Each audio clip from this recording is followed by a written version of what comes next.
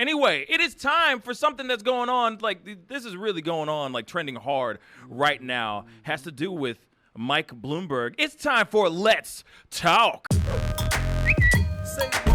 Now, you've got to be kidding me. He needs some milk. And cookies. Well, this is what's going on, everybody. There is a hashtag that's trending hard in the paint right now on Twitter, and it is called hashtag Bloomberg is racist. Let me explain. So, a few years back, many years back actually, because it's been a while since he's been mayor of New York City, he was known for the Stop-and-frisk movement that was happening all throughout New York City. Now, a lot of us, even I remember this during that time, people were very upset and up in arms about this whole movement, all right? Now, he went to an event where he spoke about this live. This audio recently leaked. We actually have the audio right now for you. Take a listen. 95% of your murderers and murder victims fit one MO. You can just take the description, Xerox it, and pass it out to all the cops. They are male minorities, 15 to 25. That's true in New York. It's true in virtually every city. And that's where the real crime is. You've got to get the guns out of the hands of the people that get killed. So if you want to spend the money, put a lot of cops in the street, put those cops where the crime is, which means in minority neighborhoods. So it's one of the unintended consequences is people say, oh my God, you are arresting kids for marijuana. They're all minorities. Yes, that's true. Why? Because we put all the cops in the minority neighborhoods. Yes, that's true. Why do we do it? Because that's where all the crime is. And the way you get the guns out of the kids' hands is to throw them against the wall and frisk them. And then they say, oh, I don't want that. I don't want to get caught, so they don't bring the gun. They still have a gun, but they leave it at home. Let me just say something really quick. This, just so you guys understand, because obviously the speech that clip that you heard is a little jarbled and messed up and really kind of hairy and all that. But this is an audio piece that was in. He did a speech in 2015 for the Aspen Institute, and of course he explains this whole situation in regards to his approach to this stop and frisk. Mm-hmm. He says in this thing, he says you can just literally, quote unquote, you can just Xerox copy the description of male minorities 16 to 25 and hand it to cops. All right. So of course he was sitting there saying all this stuff, saying, please. Obviously, what I'm doing is making this, copying this generalization, because the thing is that all the kids that are grabbing, all our white children are buying drugs from black males from the age of 16 to 25. This is the reason why we just copy and paste it, and if we do it enough times, maybe it'll scare minority males 16 to 25 from selling drugs or guns and hurting each other. Now, obviously, this is creating quite a lot of backlash for him, because obviously this is a thing that he said in the speech at Aspen Institute, and it's the most ridiculous thing I've ever heard. So I'm going to throw it around the room, and my question to you guys is this. All right, the Let's Talk question of the day, brought to you by Old Vienna. Don't be a drag, get you a bag of that fiery, amazing, red hot riplets. My question for you guys today is this. Is this speech going to tarnish his possibilities of running for president? I'm going to throw it around the room. I'm going to throw it to you, Jackie Buck. What do you think on this? Can I just laugh out loud? Yeah, you can laugh out loud. Because you do see who is president now. Right. And you think that this statement is going to tarnish his chance to become president? If anything, it ignites a group of people that supported him already, and is like, yeah, darn tootin', that stop and frisk program's good. And you know what it does is it stops putting cops on white kids, and then you have a billionaire white guy that's saying that they should go after minorities. It's so weird. Is it because it seems like there's just that constant same rhetoric being said from the same status of people.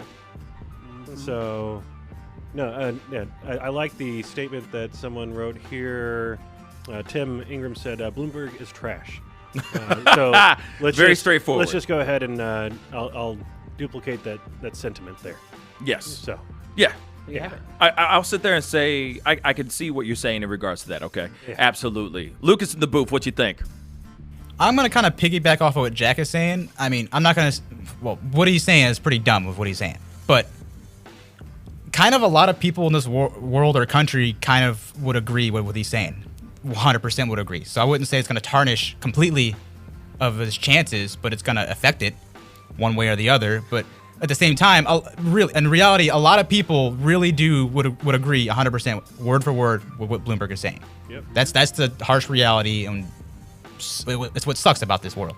Yeah. Well, I'll also say that Kathy said not good to say the least for him in regards to him running. The other thing is Scooter also said better late than never, but you know how it goes in regards to the audio coming out. Now, you just said something, but he obviously knew that this was not going to be a good thing. Why? Because he literally was going out there trying to block this audio from being leaked. Of course. He's still going around trying to block this audio because he knows it sounds really, really, really bad on his part. And especially if you're trying to get the black vote, which he's desperately trying to get right now. I've seen the ads he's running. He's been running with some with ads. Obama. Yes. And with Obama and all that stuff. He's like, hey, look at this. Let me use him for a quick thing. All that stuff. This is a great soundbite. And he's black. Hey, everybody loves our forever president. But at the same time, he's still running around trying to block this stuff. So, when you say that, I keep thinking, well, hey, he's still trying to block it. He's not standing next to it. He's going, wait. Damn that. I'm trying to put it down. Mm-hmm. I'm trying to push this whole audio tape down. Mm-hmm. Go ahead, Lucas. I was going to say, that being said, even when some people hear that, even though whether they're supposed to hear it or not, people are going to agree with it. Especially, like Jack said, that with the guy in office, Trump, there are people that are going to piggyback off of Trump and say, oh, this guy, he could pretty much do what we're looking for. Like, oh, crap. It's kind of hard. I can't put this into words, but people are already thinking what he's saying. Of course. A lot of people are. There's a lot of people who do think what he's saying, but at the same time, the crime and criminals come in all races. Exactly. Whether it's true or not, colors. People still see they're going to pull all these stats. Oh, right. All black people are murderers or something like that. People still make those assumptions. They're all drug dealers. The 16 and 25 male minorities are all killers and drug dealers. Just like every time. And it's like, what? Every time there's a negative story about a black person, automatically he's a thug. Right. Automatically. That's the first word that comes out of anybody's mouth. Thug. Yeah. So of course he's saying that he's saying that in the speech in 2015. Yeah, I was going to ask when was that Literally. from? But 2015. That's a while ago. That's an audio piece from 2015. That's only 5 years ago, give or take. You know what I'm saying? It's freaking wild. Yeah. That's 2015. You know what I'm saying? Lydia, what do you think? Well, let's do a few facts here, first of all. Okay. Stop and frisk has been outlawed and banned. It was actually ruled unconstitutional. So it was in place for a little while. I experienced stop and frisk in real time. I know people who have been stopped and frisked for no reason because I was living. That was my home during the time of stop and frisk. Since that administration has left, that actual policy has been ruled unconstitutional, and everybody who was a part of it has walked it back. All of them have issued including Bloomberg. This is why Bloomberg wanted to dead this audio, because since then, he has said it was wrong. They shouldn't have been a part of it. Hillary Clinton, it was wrong. Giuliani, it was wrong. Bill Clinton, it was wrong. They've all walked it back. Because when something's been ruled unconstitutional, how do you look doubling down? You can't double down on it anymore, right? So my whole thing is, this audio is a little bit late for me. I ain't surprised. I mean, I was there when this was going on, and I knew he was mayor at the time. honestly, I'm not surprised. I don't think that there's one candidate running that ain't racist. Now, the one thing I really don't. Now, one thing I want to know is because I don't remember what era, what time he was actually mayor in. Like, what was his reign of mayor of New York City was? Right. Because the thing is of course, people. Okay, I'll say this. Wow, I can't believe I'm saying this. People could change. But I don't think if he did this a few years ago, or if he was mayor in early 2000s or something like that, and now he's saying in 2015 or late like 2007-ish or something like that, 2002 to 13. There we go. So still, what's messed up is that he's still in 2015. He's still defending it. Of course. He was still going, hey, here's the reason why. This is the reason why we're talking about this. This is the reason why I did stop and frisk. Of course. Because I believe that that kind of approach would have worked. And then, of course, you're going... It did work, though. But crime went down. And doesn't mean it still wasn't unconstitutional. It was super unconstitutional. And that's why they didn't... they walked it back after it got ruled unconstitutional. But they doubled down on it because it worked.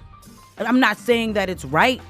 Still wrong. Crime went under Giuliani and Bloomberg. Crime in New York went down. Crime went down incredibly with you know Giuliani. What I mean? Yeah, he cleaned up the city. He cleaned up the city. He cleaned up Times Square. But actually, Giuliani basically kind of turned Times Square into a Disneyland theme park, and that's what a lot of people in New York would say about Times Square. But at the same time, him cleaning it up like that and making it turn into a theme park made people not scared to go into Times Square anymore. Now it's a thing. I was just there in December, and that place was packed, filled with people taking photos and all that stuff, going in and out of theaters, musicals, and all that.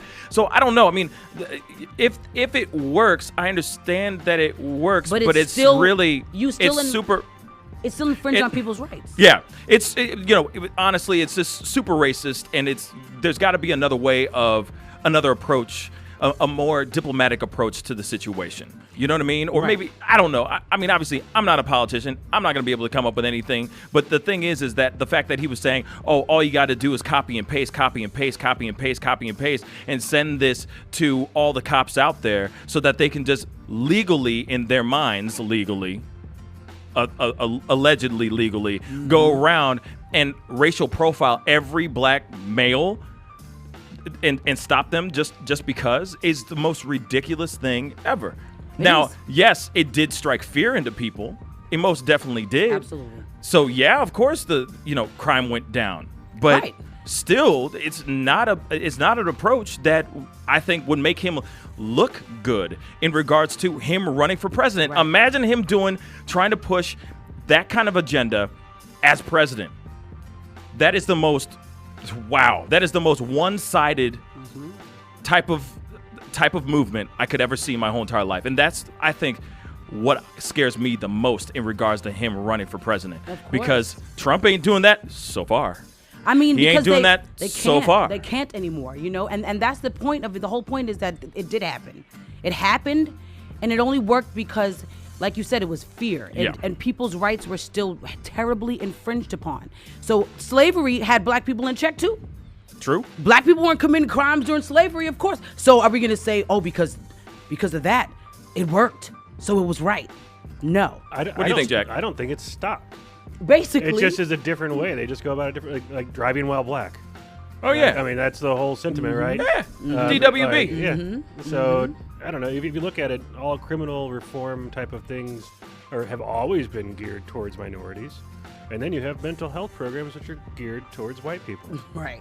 So where's the disparity, right? It's it's crazy to me to think that. I mean, this is all going on still. And just because some crime went down during that time doesn't mean crime went down. Like, certain types of crime might have stopped or stopped getting reported. And definitely white-collar crime didn't stop. If anything, it was probably rampant during that time because of the amount of money going over to wars. And, what happens when you miss $4 billion? No one gets in trouble. How about if what if they did stop and frisk for every white male carrying a briefcase? Yeah. You know what I'm saying? There's a lot of guys that are doing embezzling, There's a lot of dudes that are doing high crimes, white collar crimes. Why not do that? See what happens with the white collar crimes too. There's people who are stealing money from poor people. Rich men are stealing money from poor people. Do a stop and frisk on that. You know what I'm saying? Every white male that drives a Mercedes BMW and carries a leather briefcase, stop and frisk them. Yeah. It's No? like, well, it's Never. like the, you know, Never. And those are the crimes too. That it's like, oh, that guy stole $10 billion. You get 2 years in a minimal prison, you know, like security. Mm-hmm. Oh, you had some pot on you, and you're going to jail for 25 years. It's like, what? Say what? Yep. You had a couple ounces of marijuana on your person, and suddenly those guys are still serving. Yeah, they Still leaked serving time. oil into the oceans. We're going to fine you $1 compared to the amount of money you make in a day. Yeah. Like, and no one's going to jail. I mean, it's just, I don't know. Or they're going to white collar prison. Really old white people with a lot of money have been groomed to have that, you know, that thought pattern because they're probably making money from the system at some point. Absolutely. They get money off of every head that goes into prison. A lot of them. That's how they make their money. It's scary. They might own the judge, or they might own the prison. And nobody would have walked back on it if it wasn't ruled unconstitutional. Yeah. It's the only reason why they turned. So I don't think that any of them have changed.